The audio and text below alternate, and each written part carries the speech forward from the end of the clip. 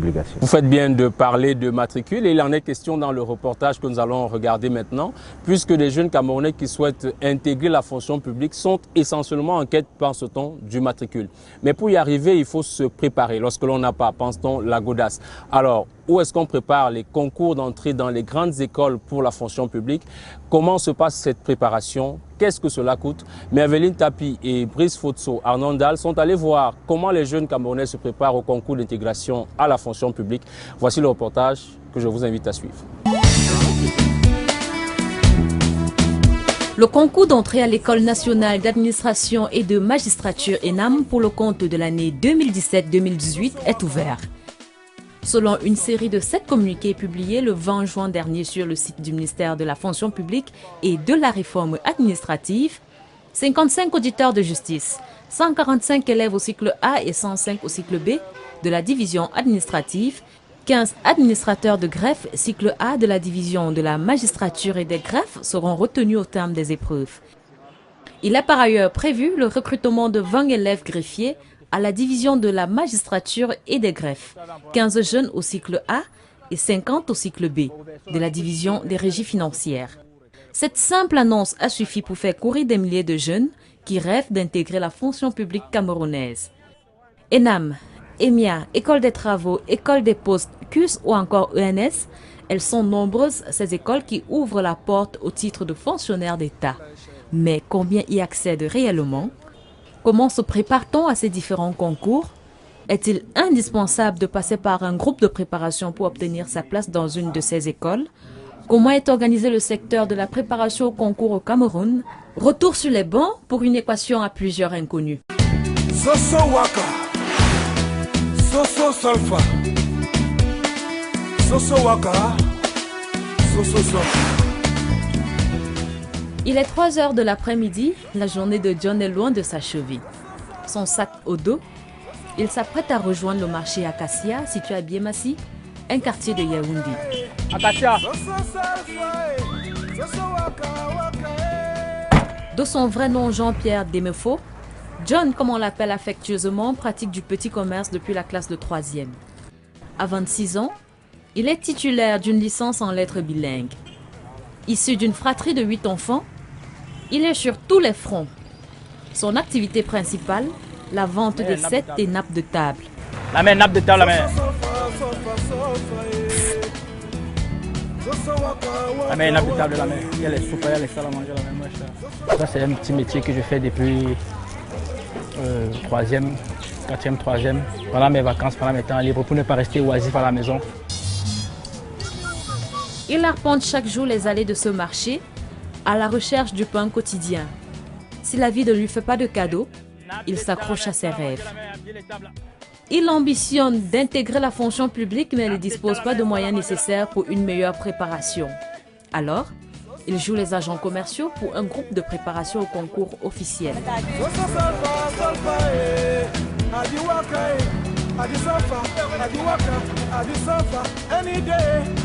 Bonjour ma mère, la préparation au concours. Et là c'est une période cible parce que les élèves sont en train de faire, ils sont en pleine normale. Donc tous les étudiants doivent être au campus. Donc c'est une période stratégique, il faudrait donc qu'on maximise les étudiants au maximum. Parce qu'on ne peut plus afficher et on doit présenter le produit. Vous savez, quand vous avez un produit, il faut le vanter. Et il y a un quota. Donc en réalité, il y a les cartes de recommandation. Et avec les cartes de recommandation, normalement le quota que je me suis fixé. Parce que là-bas c'est un pourcentage. Donc je me dois donc de m'assurer de trouver au moins 2 candidats qui vont s'inscrire par semaine. Avec cette carte de recommandation, donc quand je réussis à porter une personne avec la carte de recommandation, j'ai droit à 5 000 francs. Vous voyez, donc en même temps ça me permet de joindre les deux bouts, peut-être prendre le taxi pour aller au cours. 5 000 francs CFA de taxi la semaine pour chaque quota d'inscription atteint. Une aubaine pour John qui en plus a l'opportunité, grâce à ce job d'étudiant, de préparer son concours d'entrée à l'école militaire inter-armes, EMIA. Ils sont nombreux à procéder ainsi. Donc nous sommes très nombreux, il y a d'autres qui sont à soi, il y a des étudiants qui ont décidé aussi de travailler, œuvrer comme moi. Et étant donné que quand vous faites déjà ce travail, vous avez l'avantage, il y a les avantages de service, vous pouvez peut-être faire des concours, peut-être gratuitement, ou bien vous faites des réductions. Donc, par exemple, voilà, maintenant je ne suis pas seul, je suis avec un collègue qui s'appelle Lionel. Bien. Donc voici Lionel. Pour le moment, comme je n'ai pas d'argent, je travaille à Kalata étant étudiant et je vais faire les préparations. Donc, nous sommes en stade d'inscription et je compte commencer avec la phase qui va commencer le cursus, les préparations du cursus. Rose Ebene est étudiante en Master 2 à l'Université de Yaoundé 2, SOA. En dehors de cette formation universitaire, elle prépare le concours d'entrée à l'École nationale d'administration et de magistrature, ENAM. Nous la retrouvons à son domicile ici au quartier Scalom. Au moins 3 fois par semaine, elle parcourt environ 17 km partant de son domicile au campus universitaire. Mon quotidien, c'est déjà je vais au campus à SOA pour faire cours et après je me rends au cours de prépa. Donc là, c'est ma chambre, vous voyez les documents. Notamment, j'utilise les bords, je lis les bords, notamment ceux qu'on nous a donnés à Kalata. Il y a aussi quelques bords que je me procure.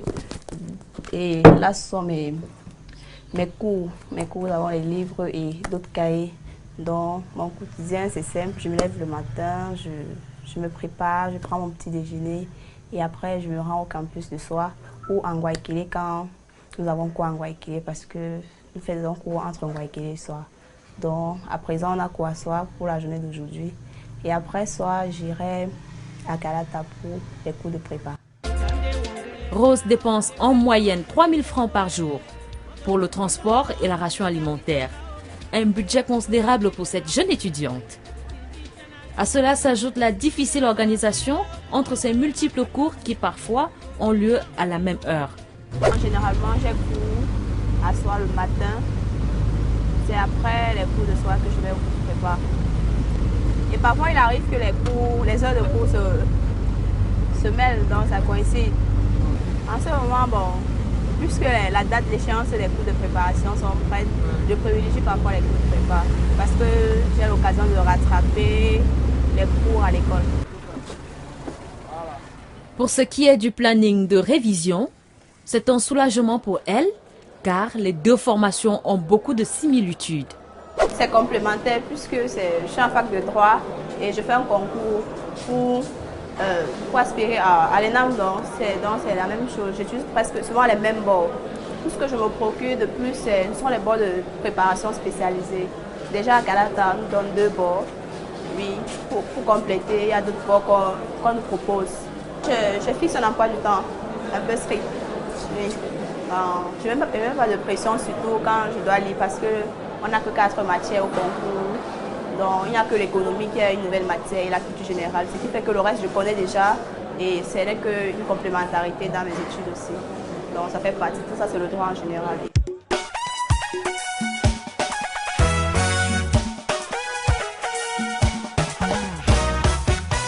Après leurs activités respectives, John et Rose se retrouvent ici au groupe Kalata, un centre de préparation au concours officiel.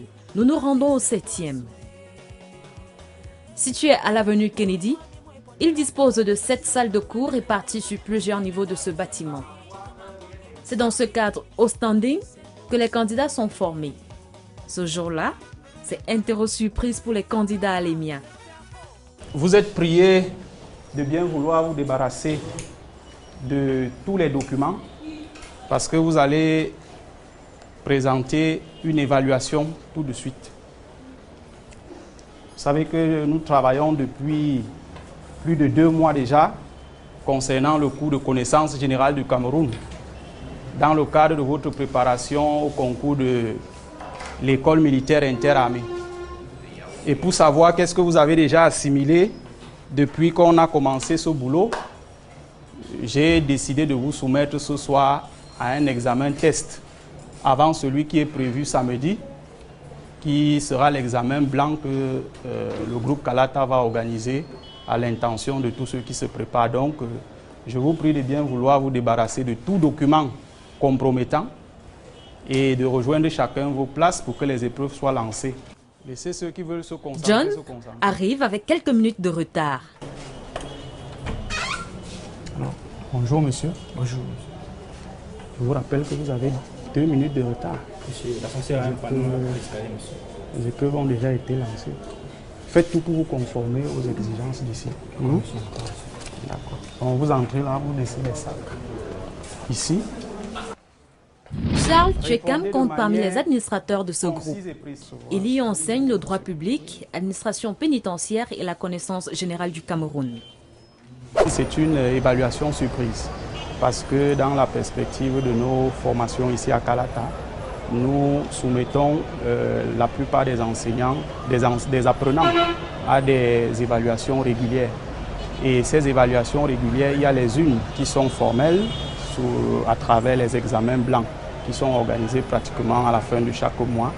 Et en cours maintenant, l'enseignant, pour évaluer le rythme d'évolution et le degré, n'est-ce pas, d'appréhension des cours qui sont dispensés par les étudiants, essaye aussi de les soumettre à des évaluations surprises pour évaluer leur niveau de compréhension. Est-ce qu'ils ont des difficultés au niveau de la méthodologie, au niveau du fond? Et c'est à travers ça qu'on parvient à réajuster, n'est-ce pas, les mécanismes qui devront leur servir pour aborder avec succès leurs différents concours. Les questions abordées dans les épreuves varient en fonction de l'école choisie. Concernant l'EMIA, les étudiants de l'EMIA sont par exemple soumis à 4 épreuves généralement. Il y a l'épreuve de culture générale, il y a l'épreuve de connaissance générale du Cameroun, il y a l'épreuve de synthèse de documents et enfin l'épreuve de spécialité. Or, ce que vous avez constaté aujourd'hui, c'est l'épreuve de culture générale. Et il ne s'agit pas ici en fait d'un devoir de dissertation, mais c'est une évaluation au cours de laquelle on essaye de savoir quel est le degré de connaissance du candidat de son pays. Vous savez, on ne peut pas travailler dans les forces de maintien de l'ordre si on n'a pas une maîtrise exacte de ce qu'est le Cameroun.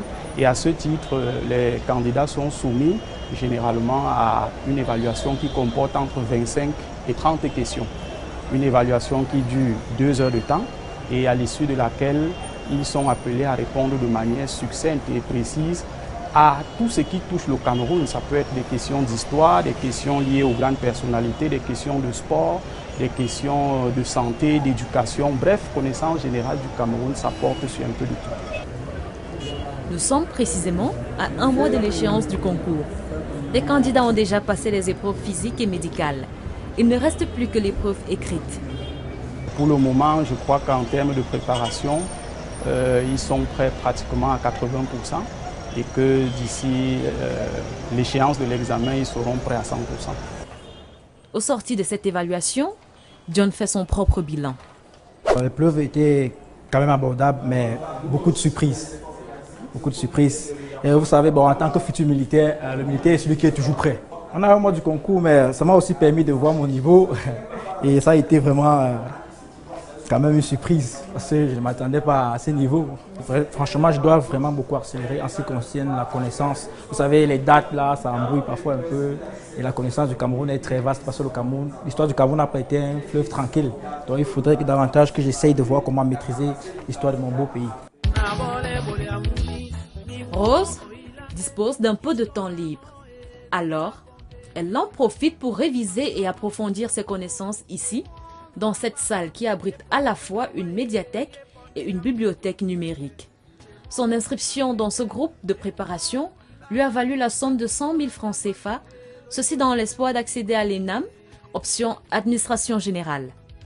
Je viens souvent plus tôt parce que j'ai cours dans l'après-midi. Quand je finis très tôt avec les cours au campus, je viens là pour essayer de lire, de me rattraper par rapport à la préparation. Parce qu'ici, nous avons droit à des documents, nous avons aussi des ordinateurs pour faire les recherches. Donc, ça me permet de me reconcentrer et de me rattraper par rapport au retard. Nous sommes en période d'intense activité dans ce groupe de préparation. En ce mois de juin, c'est au moins 300 élèves qui se bousculent aux portes. Ils dépensent environ 60 000 francs CFA pour un trimestre de formation. Les cours de préparation se déroulent sur toute l'année. Les plus tenaces s'inscrivent à partir d'octobre pour 9 mois de cours. La centaine d'étudiants enregistrés à ce moment déboursent la somme de 120 000 francs CFA chacun. En janvier, c'est le double, soit 200 personnes en moyenne pour 6 mois de cours, estimés à 100 000 francs CFA. Depuis sa création en 2012, le groupe Kalata a déjà formé plus de 4000 candidats, dont 800 pour l'ENAM, 600 pour l'EMIA et la police, 1400 pour l'école normale supérieure et 1200 pour la faculté de médecine, définitivement admis. Philomène Amouga est l'administratrice générale de ce groupe. Nous formons sur une période de 9 mois, de septembre jusqu'en mai, voire juin, parce que c'est généralement à cette période que se prépare soit le concours de l'ENAM ou les autres concours. C'est vrai que les concours comme l'ENS continuent jusqu'en septembre, donc on pourrait prolonger, et ceci pour un coût de 100 000 francs payable en plusieurs tranches. Donc quand l'étudiant arrive, il y a un service d'accueil qui le reçoit et on l'oriente vers un service d'orientation, excusez la répétition. Voilà. De là, on cherche à savoir son background, qu'est-ce qu'il a fait pour pouvoir mieux l'orienter dans la section qu'il voudrait faire, ou alors à préparer un concours en fonction de son background, parce qu'il est très important pour nous de savoir quel est le background de l'étudiant, pour ne pas se perdre en chemin. Les cours sont répartis sur 3 sessions, de 9h à 11h pour ce qui est de la matinée, suivi de celle de l'après-midi qui va de 15h30 à 18h, et enfin, les cours du soir de 18 à 20h30. Pour ceux des candidats qui ne disposent pas de temps en semaine, une session du week-end est organisée le samedi et le dimanche. On a des étudiants qui habitent hors de Yaoundé, donc ils ne trouvent que du temps samedi et dimanche. Également, nous avons des cours en ligne, donc voilà, pour nos étudiants à l'étranger. Voilà. Et les étudiants qui sont à l'étranger ne pouvant pas être ici suite à des difficultés géographiques, nous contactent et puis par mail, on leur envoie des cours. C'est ce qu'on appelle la formation en ligne. En plus de toutes ces dispositions, ce groupe met à la portée des élèves des ouvrages en plusieurs matières et même des épreuves corrigées des précédentes sessions d'examen.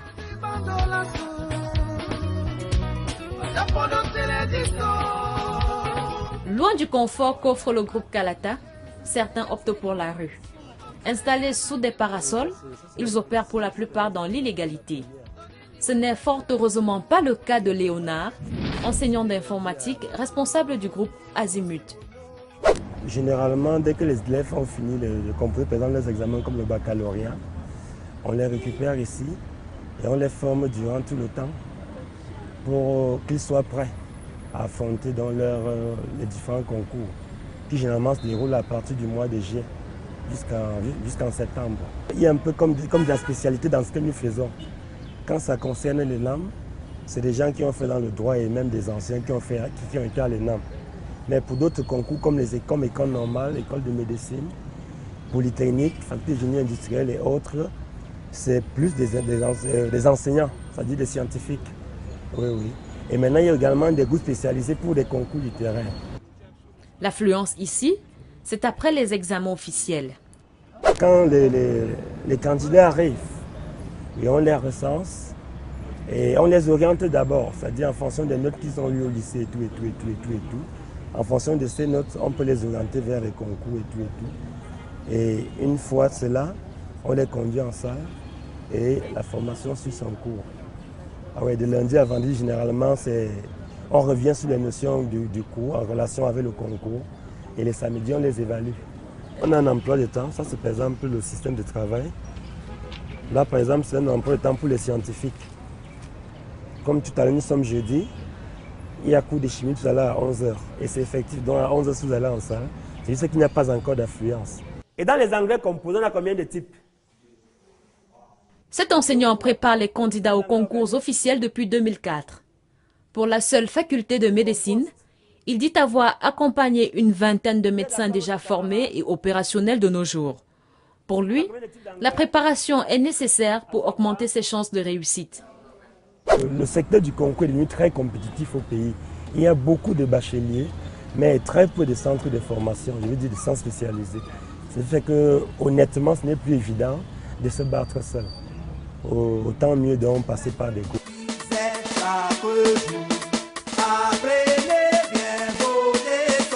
2 semaines après notre premier passage, nous y retournons. Léonard est là, fidèle au poste. Il nous emmène dans cette salle de classe bondée d'élèves. Ils sont étudiants pour certains, futurs bacheliers pour d'autres. Ces derniers préparent leur concours sous réserve du baccalauréat. Ghislain, élève en classe de terminale C, est parti de Kekem à l'ouest Cameroun pour venir se préparer dans ce centre ici à Yaoundé. De Mendong, quartier périphérique de la capitale, d'où il part chaque matin pour allier ce groupe de préparation, il dépense 500 francs de taxi aller-retour. Pour les photocopies et autres documents nécessaires à sa formation, il dépense entre 200 et 300 francs CFA, ce qui lui fait une dépense journalière de 800 francs en moyenne. Moi, je prépare le CUS et l'UNS en physique. Oui. Bon, en ce qui concerne les cours, ça m'intéresse beaucoup dans le sens où, à l'arrivée, j'ai constaté déjà les professeurs nouveaux et je me suis dit que, bon, comment ça va se passer. Mais enfin, j'ai trouvé que c'était des professeurs relax et compétents aussi. Oui, parce qu'il y a des trucs nouveaux que j'ai acquis en faisant ces cours. Ça fait combien de mois déjà que tu es ici? Bon, ça fait 2 semaines exactement que je suis arrivé ici. Oui, je compte préparer jusqu'au concours. On se parle le 22 septembre, je pense. Les cours pratiqués varient d'une personne à l'autre et même d'une école à l'autre. Pour l'école des travaux, par exemple, c'est environ 35 à 40 000 francs CFA pour 3 mois de formation. Étudiante en biochimie à l'université de Chang, Oslandrine a pu obtenir une place dans ses cours de prépa.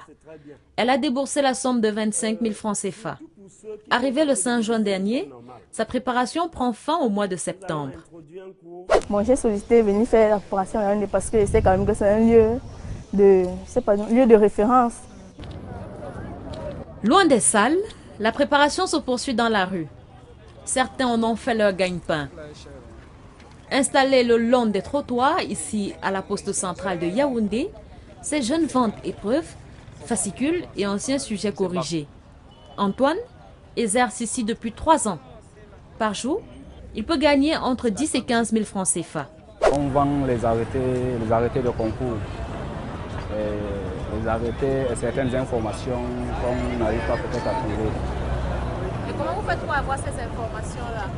Bon, des fois, on part chercher au ministère. Bon, des fois, on part chercher à la presse et au kiosque. Et combien ça vaut? Ouais, c'est 100 francs l'arrêté. Donc, ça varie aussi avec le nombre de feuilles que l'arrêté peut contenir. Donc, il y a les arrêtés de 200, il y a les arrêtés de 500 francs. Préparation garantit-elle succès? Nous avons posé la question à quelques élèves de la très sollicitée École nationale d'administration et de magistrature, ENAM. Blanche Thérèse est élève administrateur du travail, promotion 2016-2018. Je me suis longuement préparée parce que ce n'était pas la première fois que je le présentais. Mais il y avait la nécessité de se présenter, de se préparer pour pouvoir affronter ce concours-là. Ce n'est pas un concours facile, il faut une préparation préalable avant de s'y présenter. J'étais dans un centre qui est spécialisé pour les concours administratifs et grandes écoles, le groupe Kalata, qui est aujourd'hui à l'avenue Kennedy et qui prépare tous les concours administratifs et scientifiques. Donc c'est un groupe qui m'a beaucoup aidé dans ma préparation à ce concours-là.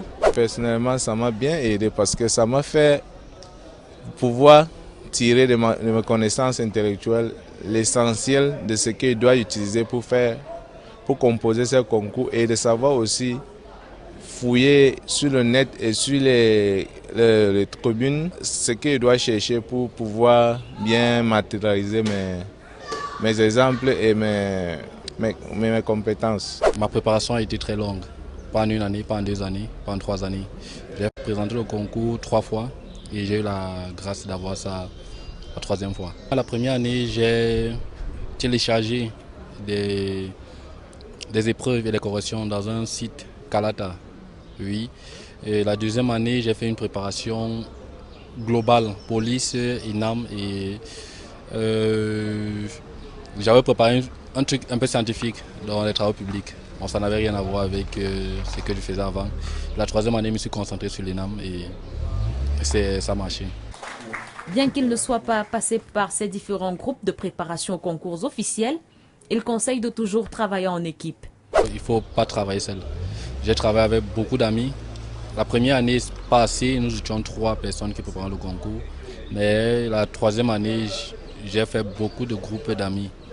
préparation de concours parce que je n'ai pas présenté seulement PPM, j'ai également présenté AG. Pour l'instant, l'État du Cameroun n'a pas encore réglementé le secteur de la préparation aux concours officiels. Mais, pour avoir une couverture légale, certains groupes, à l'instar de Kalata, sont déclarés à la préfecture comme association de partage et de diffusion du savoir.